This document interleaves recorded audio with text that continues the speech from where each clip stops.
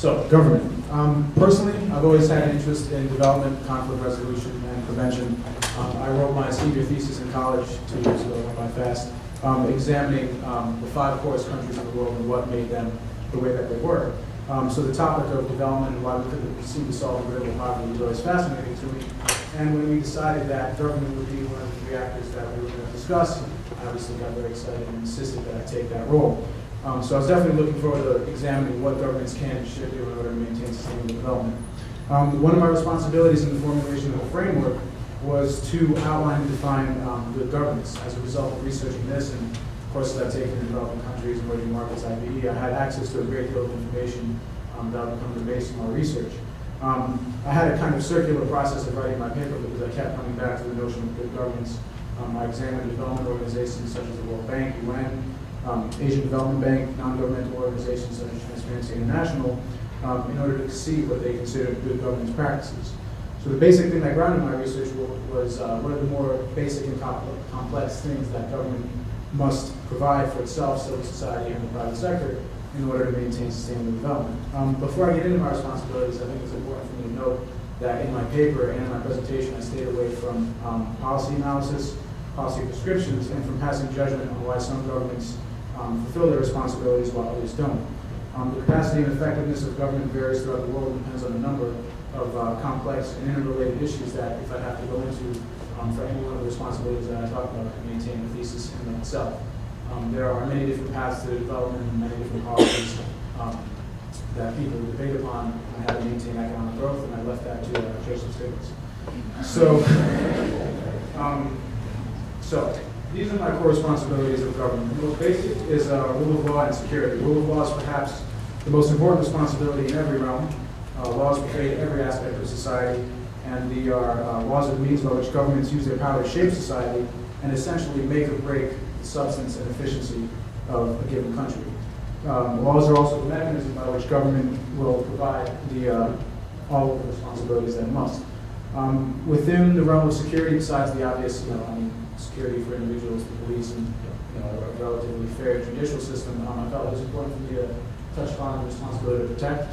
I definitely believe that the growing international consensus is that responsibility to protect is a core responsibility that governments have. Whether they do it or not is a different question. The next responsibility is to follow international law. This means normative and customary rules of international law. It entails looking up to sign and ratify bilateral and multilateral treaties. Among other things, it means looking up to human rights standards, trade agreements, and declarations of international organizations such as the UN. Within the realm of international law, human rights and other responsibility is vital. They provide a foundation upon which individuals and society can mature as a whole. I spent some time discussing the importance of this in my paper. Part of human rights, according to the Universal Declaration of Human Rights, is that governments must provide education and public health for its citizens. These 2 very important, if not crucial, responsibilities also make or break a country. As we all know, issues of public health and education are part of the roots for why underdeveloped countries continue to struggle. After this, governments must also manage the physical and financial infrastructure of the state and manage the economy through micro and macroeconomic policies, rules, and regulations. Managing the economy is one of the most important things governments have to do when it comes to development, and it's this responsibility or lack thereof that many times determine if economic development will be truly sustainable. So within my paper, for each of these responsibilities, I examined the role it plays in development, why it's important in the country and in society, and I examined current trends in the international arena that support this responsibility and core responsibility. Next, I'm going to go into my sustainable responsibilities, but it's important to remember that the core responsibilities outlined above provide the foundation upon which governments can fulfill their responsibilities to sustainable development and maintain our 3 pillars of sustainable development. So in order to determine what my kind of responsibilities to sustainable development of government were, I asked myself what government must do to maintain the 3 pillars of good governance, cultural sensitivity, and environmental sustainability. We all know the importance of environmental sustainability is essential to maintaining development. Government, along with civil society and the private sector, as Wayne and Patrick pointed out, has a great deal of responsibility in shaping policies and regulations that ensure that a state does not go down environmentally, does not degrade its environment, and the consequences of environmental degradation can undermine development on a truly global scale. So how do you combat this? Effective resource management. Effective resource management through laws, state-sponsored initiatives, and regulations regulations are what governments can do to help maintain environmental sustainability. In my paper, I go into research the effects of environmental unsustainability and touch upon current international trends in government action to combat environmental degradation, pollution, CO2 emissions, etc. The next responsibility that government has is to maintain accountability and response to citizens. This should be a fundamental responsibility of government. When you look at organizations like the World Bank or any organization looking at government's accountability and transparency are always some of the most important things that governments have to do, but they're obviously some of the hardest things to maintain.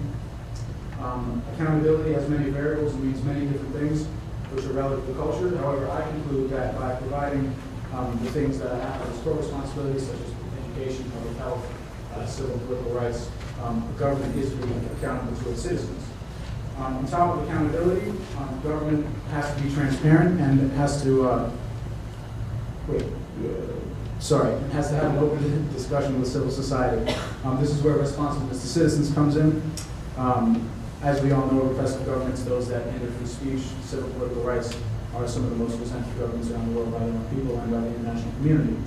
So if governments want to stay in power, and this is kind of obviously taking a realist perspective, that they do want to stay in power, then they should be both accountable to their citizens and be responsive to the needs of society.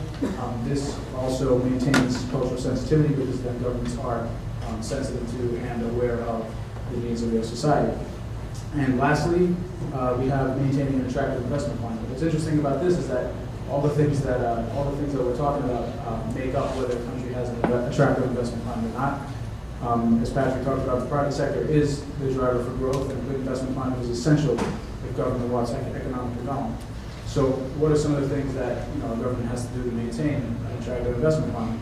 Obviously, providing basic necessities of life, education, public health, reinvesting money into the public sector, showing that they care about the people, managing the economy by having business-friendly, clear and efficient rules and regulations for the business environment, and lastly, by limiting the extent of large and small levels of corruption.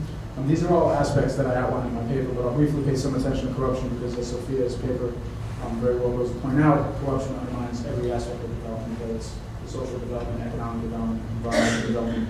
Combating corruption in the public and private sectors through strict, legitimate, and enforceable rule of law is one of the most important responsibilities government have in maintaining an attractive investment climate. Corruption continues to rank as the highest hindrance by multinational companies for foreign investment. And there's an abundance of corruption research done by organizations like the UN and Transparency International that measures how well some governments do as opposed to others. So by being transparent and accountable to citizens, effective resource management, and providing strict rules and regulations that combat corruption, these are all essential things in maintaining both good governance, but the overall three goals of sustainable development. So as you can see, if you can follow those arrows, the responsibilities of sustainable development relate directly to our three pillars.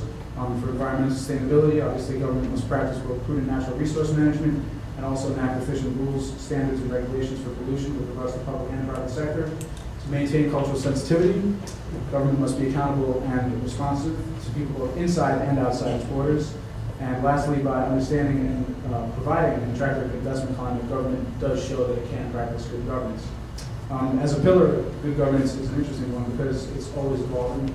It's not something that there's only one aspect to. All the responsibilities, both core and sustainable, make up good governance. And subsequently, from this come the ability to fulfill the other two pillars.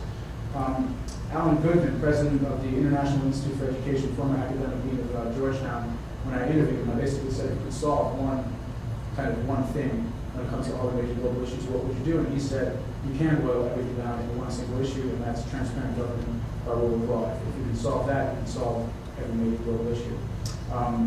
Coupled with that, Jim Wolfenson, in an address to the IMF and World Bank in 1999, said that we have learned that the causes of financial crisis and of poverty are one and the same. Countries may come up with sound fiscal and monetary policies, but if they do not have good governance, they do not confront the issue of corruption, if they do not have a complete legal system that protects human rights, property rights, and contracts, that provides a framework for bankruptcy laws and a predictable tax system, they do not have an open, well-regulated, and transparent financial system, their development is fundamentally flawed and will not last. Now, obviously, to conclude, I want to say this isn't an easy task. There are many hindrances to government. There are many hindrances to both government capacity and development in general, on both the local and international levels. And many forces point to explanations of why some governments succeed, and others don't. But as in the realm of policymaking, there is no one explanation, but rather the reasons are complex and based on a number of different variables, and many times are culture and country specific. On top of country specific examples, you can point to globalization and WTO, IMF, the amount of reserves that developed countries have. So there are plenty of things that hinder development. But in the end, I believe that government should focus on what's in the realm of their control, and that's what happens within their own borders, and that's where they should strive to maintain good governance. That concludes my chapter on government, and I'm going to present to you our finalized triangle of responsibilities. It might not look like much, but this took us a heck of a long time to come to, and it's the result of a lot of debate and conversation. Like I said, this was kind of our canvas on which we could kind of mix and match if we were saying that our actors, well, I can't even talk anymore, sorry. So this was our guide, and this would also provide a guide for the second half of our project to see how each of their issues are affected by each of the actors maintaining or not maintaining their responsibilities. If you guys have some questions on our three presentations, then we can take them now. The second half of the group is going to go into their presentations as well, which might give you kind of a more complete sense of what we're talking about. But if there are any pressing questions, then we can ask them now. But if not, then we'll just go straight through.